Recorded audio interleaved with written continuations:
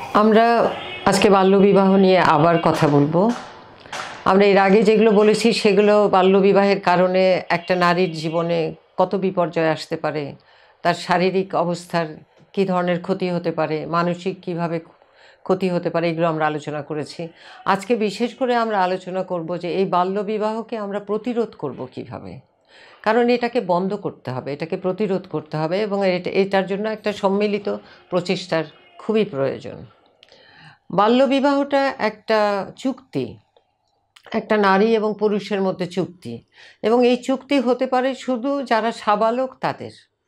আর আমাদের দেশের অনুযায়ী সাবালক হলো একটা নারী 18 বছর হলে তবে সাবালক হবে, একটা পুরুষ 21 বছর হলে তবে সাবালক হবে। তো যদি আমরা নারীর বয়স 18-র আগে বিয়ে দিয়ে দিই তাহলে তো ও সাবালক হলো না এবং সে চুক্তির যোগ্যও হলো না।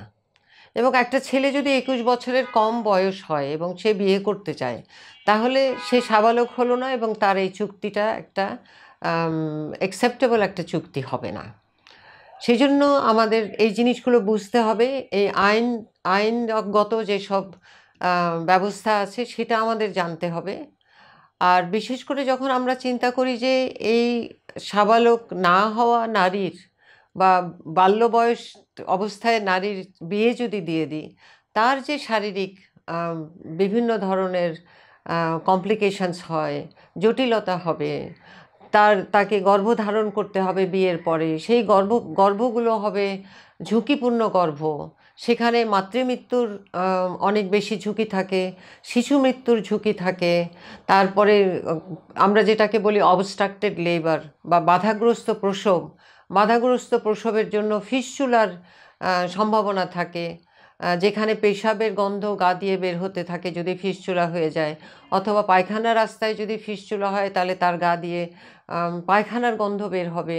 তারপরে মৃত্যু তো আছেই। সুতরাং এরকম যখন এই 18 বছরের আগে বিয়ে দিলে যে জন্য এই সমস্যাগুলো যখন হয় তখন একটা নারীর জীবনে মহা বিপর্যয় চলে আসে। নারীর যদি 18 বছরের আগে বিয়ে হয়ে যায় তাহলে কিন্তু তার পড়াটা বন্ধ হয়ে যাচ্ছে, সে স্কুল শেষ করতে পারছে না, তার এডুকেশনটা হচ্ছে না। তার বিয়ে হলে পরেই তাকে বলে যে তুমি প্রেগনেন্ট হয়ে দেখাও যে তুমি বন্ধ্যা নও। হ্যাঁ, এরকম একটা তার পারিবারিক একটা তার উপরে প্রেশার থাকে, যার জন্য তাকে প্রেগনেন্ট হতে হয়। এবং যখন সে গর্ভবতী হয়ে গেল তখন কিন্তু তাকে স্কুল থেকে ছুটি নিয়ে নিতে হয়, আর স্কুলে যেতে পারে না। তার মানে কি হলো যে গর্ভবতী হয়ে গেলে তার স্কুলে যাওয়া বন্ধ হয়ে গেল, তার পড়া বন্ধ হয়ে গেল, ম্যাট্রিক পরীক্ষা এসএসসি পরীক্ষা দিতে পারবে না বা উপরের দিকে সে আর পড়াশোনা করতে পারবে না। এবং যখন পড়াশোনা বন্ধ হয়ে যাচ্ছে তখন কিন্তু সে আর পরবর্তীতে অর্থ উপার্জন করা বা উপরের দিকে ওঠার, নিজের জীবনকে এম্পাওয়ার করার তার শক্তি আর থাকে না। তার মানে এই বাল্যবিবাহটা একটা নারীর জীবনে কত বড় একটা অভিশাপ নিয়ে আসে এটা কিন্তু আমাদের সবাইকে বুঝতে হবে। এবং বুঝে আমাদের কোনো অধিকার নাই যে একটা মানুষকে বিকজ সে নারী তাকে আমরা বলবো যে না তুমি একটা এই অবস্থার শিকার হও বা তুমি একটা অন্যায়ের শিকার হও, তুমি একটা ইনজাস্টিসের শিকার হও। এটা আমাদের অধিকারের মধ্যে পড়ে না।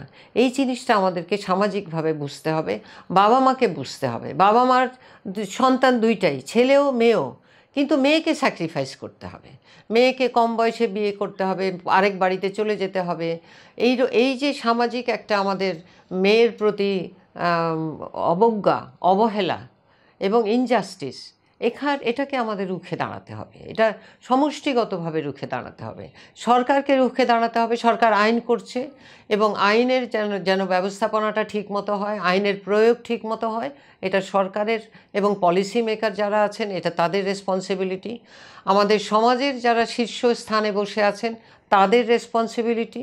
আমরা স্বাস্থ্য নিয়ে যারা কাজ করি এটাও তাদের রেসপন্সিবিলিটি। এবং তাদের সবাইকে একেবারে সোচ্চারে কাজে কর্মে বক্তৃতায় প্র্যাকটিসের মধ্যে না করতে হবে সবাইকে যে না, এই বাল্যবিবাহ দিয়ে তুমি একটা নারীর উপরে অন্যায় করতে পারো না, তাকে মৃত্যুর দিকে ঠেলে দিতে পারো না।